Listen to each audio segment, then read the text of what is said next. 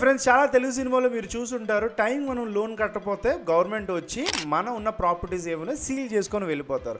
ఎందుకు ఈ సీల్ గురించి నేను మాట్లాడుతున్నానంటే, మన జావా స్క్రిప్ట్లో ఆబ్జెక్ట్ డాట్ సీల్ అని చెప్పి ఉంటుంది. మా ఫ్రెండ్ Cars24 అనే కంపెనీకి ఇంటర్వ్యూకి వెళ్ళినప్పుడు what is the difference between object dot freeze and object dot seal చెప్పి అడిగారు అనమాట.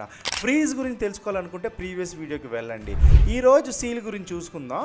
చూడండి, ఫర్ ఎగ్జాంపుల్ ఏదైనా ఒక ప్రాపర్టీ ఉందనుకోండి, దాన్ని మనం ఫ్రీజ్ చేసామనుకోండి, ఓకే, ఉన్న వాల్యూని మనం మాడిఫై చేయడానికి అవుతుందా?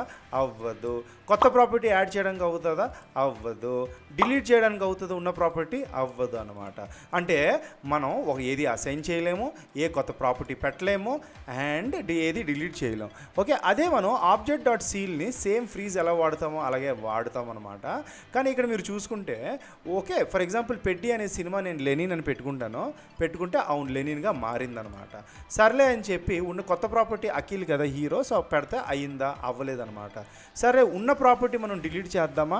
ఓకే, అవ్వలేదనమాట. ఇక్కడ మీరు డిఫరెన్స్ చూసుకుంటే ఒకటే డిఫరెన్స్. అది ఏంటంటే, ఎక్స్ట్రా కొత్త ప్రాపర్టీస్ మనం యాడ్ చేయలేము, ఉన్న ప్రాపర్టీస్ మనం డిలీట్ చేయలేము, కానీ ఉన్న వాల్యూస్ మనం మాడిఫికేషన్ చేయగలం అనమాట.